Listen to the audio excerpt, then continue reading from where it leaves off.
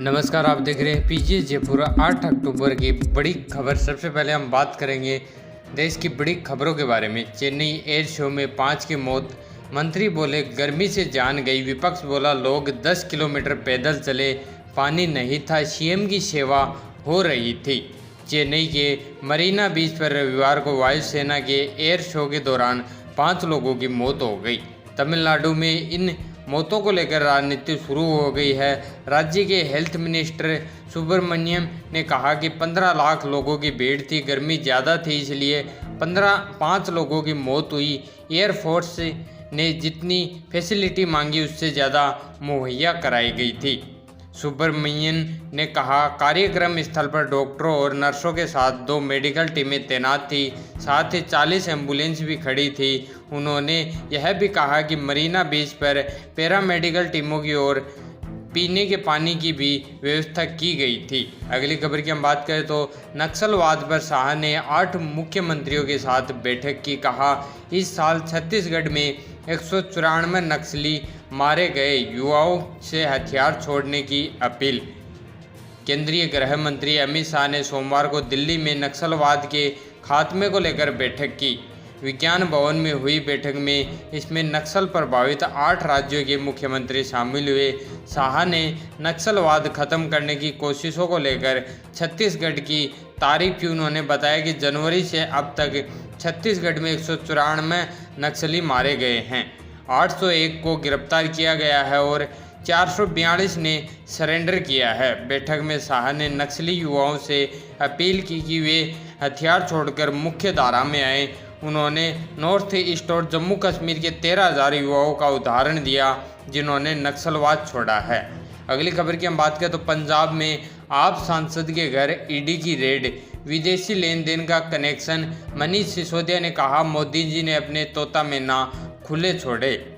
पंजाब के पूर्व कैबिनेट मंत्री भारत भूषण आसू के करीबी व फाइनेंसर हेमंत सूद और आप के राज्यसभा सांसद संजीव अरोड़ा के चंडीगढ़ रोड हेम्पेंट होम्स स्थित घर पर कल सुबह ईडी ने छापा मारा। बताया जा रहा है कि ईडी को कुछ विदेशी लेन देन मिले हैं जिनमें इनका नाम है। इसके अलावा हेम्पटन होम्स वाली जगह सरकार ने इंडस्ट्री बनाने के लिए दी थी, लेकिन यहाँ कॉलोनी बना दी गई। इस मामले में भी ईडी जांच कर रही है। चर्चा है कि इस कॉलोनी को हेमंत सूद ने बनवाया था, वह प्रॉपर्टी कारोबारी है। मामले में दिल्ली के पूर्व डिप्टी सीएम मनीष सिसोदिया ने सोशल मीडिया पर पोस्ट कर केंद्र सरकार को आड़े हाथ लिया। आगे हम बात करेंगे राजस्थान की बड़ी खबरों के बारे में। मंत्रियों की कमेटी ने माना एसआई भर्ती में गड़बड़ी हुई, रद्द होगी या नहीं अभी फैसला नहीं। कानून मंत्री बोले जल्द गुड न्यूज़ मिलेगी।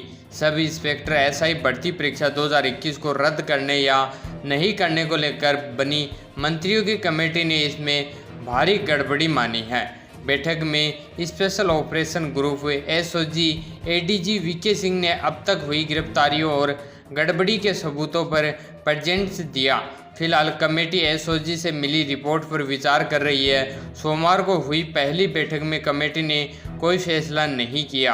अब अगली बैठक 10 अक्टूबर को होगी। बैठक के बाद मीडिया से बातचीत में कैबिनेट सब कमेटी के संयोजक और कानून मंत्री जोगाराम पटेल ने कहा हमारे सामने रिपोर्ट रखी गई, हमारे लिए भी यह नई चीज़ थी।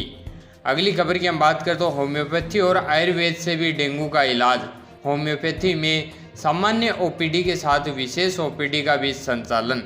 दुनिया में बढ़ती बीमारियों और उनके इलाज में अब एलोपैथी के साथ होम्योपैथी और आयुर्वेदिक की विश्वसनीयता बढ़ रही है।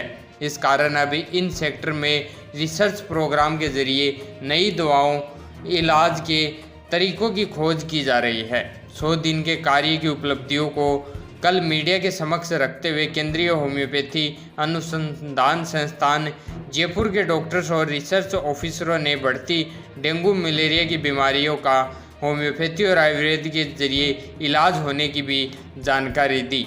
अगली राजस्थान की बड़ी खबर की हम बात करें तो सीएम भजनलाल बोले गहलोत ने 5 साल सर्कस ही किया, कभी होटल में कभी ऐसे ही। कोई भी बयान देने से पहले अपनी तरफ देखना चाहिए।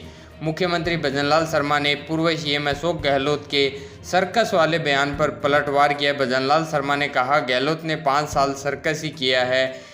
इन 5 साल में कभी होटल तो कभी ऐसे रहे, इसलिए उन्हें सर्कस दिखता है। सीएम ने कहा, आजकल वह सोशल मीडिया पर बहुत बातें लिख रहे हैं। मैं उनको याद दिलाना चाहता हूं कि 10 महीने पीछे चले जाएं और अपनी उन बातों को याद करें। सीएम ने कहा, आदमी जब किसी की तरफ अंगुली करता है तो 4 अंगुली उसकी तरफ हो जाती है, तो वह भी इस बात का ध्यान रखें। अगली खबर की हम बात करें तो टूरिज्म के विकास के लिए हुआ 415 करोड़ का करार। उप मुख्यमंत्री दिया कुमारी और पर्यटन सचिव रवि जैन रहे मौजूद। पर्यटन सुविधाओं पर होगा काम। राजस्थान पर्यटन विभाग निगम और हुडको की ओर से सोमवार को सचिवालय में आरटीडीसी की प्रबंधन निदेशक सुषमा अरोड़ा और क्षेत्रीय प्रमुख सुधीर भटनागर के मध्य 415 करोड़ रुपए के ऋण के लिए एमओयू का आदान प्रदान किया गया। कार्यक्रम में उप मुख्यमंत्री और पर्यटन मंत्री दिया कुमारी और शासन सचिव पर्यटन रवि जैन मौजूद रहे। दिया कुमारी ने मीडिया से बात करते हुए कहा, आज हुडको से 9.12% की ब्याज दर पर 415 करोड़ रुपए के दीर्घकालीन लोन का एमओयू आदान प्रदान किया गया है। राजस्थान में पर्यटन के क्षेत्र में विकास की असीम संभावनाएं हैं। इन संभावनाओं पर भी अभी बहुत काम किया जाना है। अगली खबर की हम बात करें तो बायोकेमिस्ट के 13 पदों पर वैकेंसी। कैंडिडेट्स आज से कर सकेंगे आवेदन। 9 नवंबर लास्ट डेट। राजस्थान लोक सेवा आयोग आरपीएससी की ओर से निकाली गई चिकित्सा शिक्षा ग्रुप फर्स्ट विभाग में बायोकेमिस्ट के 13 पदों पर भर्ती के लिए ऑनलाइन आवेदन 8 अक्टूबर से किए जा सकेंगे। इसके लिए 6 नवंबर 2024 की रात्रि 12 बजे लास्ट डेट है। शैक्षणिक योग्यता, वर्गवार वर्गीकरण, आवेदन प्रक्रिया एवं अन्य जानकारी संबंधित विस्तृत सूचनाएं आयोग की वेबसाइट पर उपलब्ध हैं। ऑफलाइन आवेदन स्वीकार नहीं किए जाएंगे। अगली खबर की हम बात करें तो रोहत बोले, जनगणना में आदिवासियों के लिए अलग धर्म कोड बने। उपचुनाव को लेकर कहा, बीएपी अकेली चुनाव लड़ेगी। बांसवाड़ा डूंगरपुर सांसद राजकुमार रोहत ने सोमवार को भाजपा सरकार पर जमकर निशाना साधा। उन्होंने कहा, राजस्थान में सरकार बने 10 महीने हो गए, लेकिन सीएम से लेकर मंत्रियों तक को यह पता नहीं काम क्या करना है। सांसद ने आदिवासियों के लिए जनगणना में अलग से धर्म कोड बनाने की आवाज़ उठाई। वहीं विधानसभा उपचुनाव में 84 और सलूम्बर सीट पर किसी पार्टी से गठबंधन नहीं करके भारतीय आदिवासी पार्टी बीएपी द्वारा स्वतंत्र रूप से चुनाव लड़ते हुए जीत का दावा किया है। अगली खबर की हम बात करें तो बीकानेर में ट्रेन ड्रिल करने की कोशिश। बदमाश स्क्रू खोल रहे थे, आसपास के युवकों ने टोका तो भागे। अब दीपावली तक रोजाना होगी गश्त। बीकानेर से लालगढ़ रेलवे स्टेशन के बीच ट्रेन को ड्रिल करने की कोशिश की गई। कुछ बदमाशों ने फीस प्लेट के स्क्रू निकालने का प्रयास किया। इस पर आसपास के युवकों ने देखा तो वे चिल्लाने लगे। युवकों को आता देख बदमाश वहां से भाग निकले। घटना रविवार शाम 6 बजे की है। इधर घटना की जानकारी मिलने पर सोमवार दोपहर करीब 12 बजे मौके पर पहुंचे। इसके बाद ये निर्णय लिया गया। दीपावली तक बीकानेर लालगढ़ स्टेशन के बीच रोजाना गश्त की जाएगी। दोस्तों, यह थी आज की बड़ी खबर। ऐसी रेगुलर खबर देखने के लिए चैनल को सब्सक्राइब करें। धन्यवाद।